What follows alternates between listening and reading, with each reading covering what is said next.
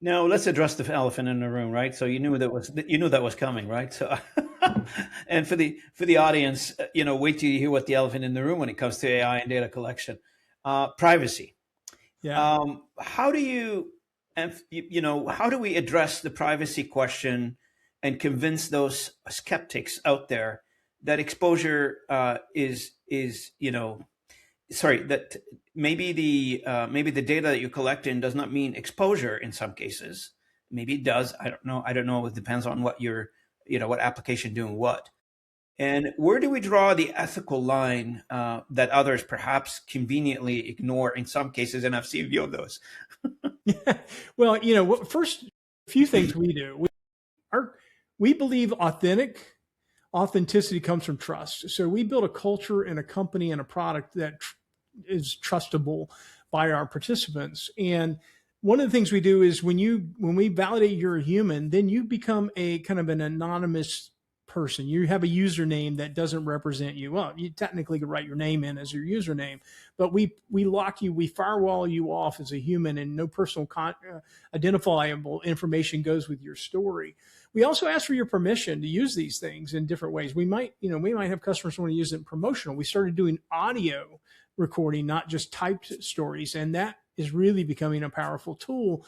Getting people to agree to use the content, use their name or not, also use their voice on audio recordings, which a lot of people want to get their voice out there. So, it's that kind of relationship. But then also when we look back and how we feed that data, of course, if you look at AI today, and almost every piece of AI being run today is kind of like time sharing on a mainframe, which means you're going up somewhere. Everything's been centralized. Everything is 360, I guess. We do a 360 on everything.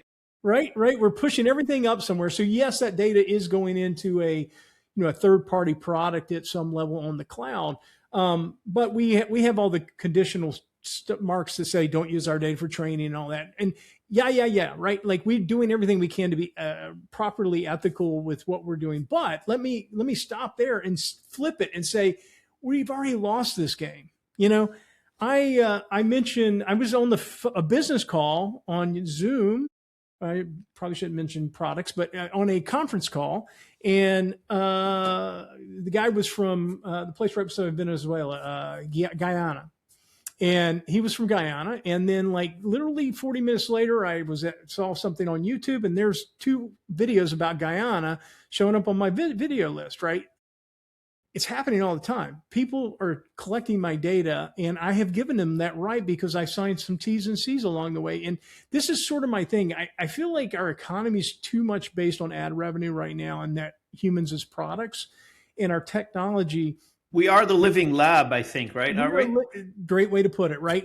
There's no trust. And to me right now, trust is a great profit motive. Like if you can build trust for your product, everybody's so hungry for trust, right? We want to trust companies again, and we don't trust anybody, and we shouldn't, because no one cares about you as an individual.